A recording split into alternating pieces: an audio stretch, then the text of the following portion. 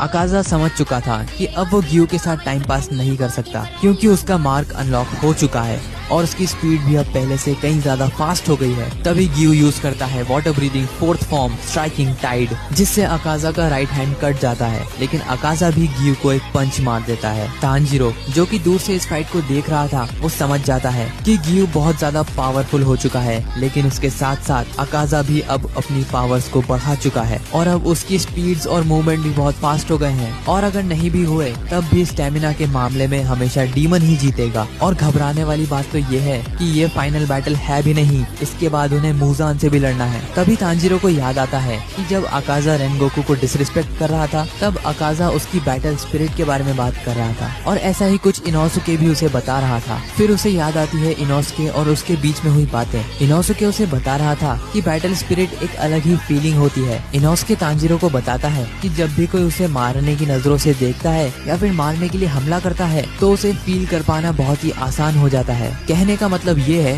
कि हमला करने वाला जब मारने के मकसद से हमला करता है, तो अपने आप ही इनोसुके को पता चल जाता है कि कोई उस पर हमला करने वाला है। और इसी टेक्निक का यूज कर उसे पता चल गया था कि ग्योतारो उस पर हमला करने वाला है।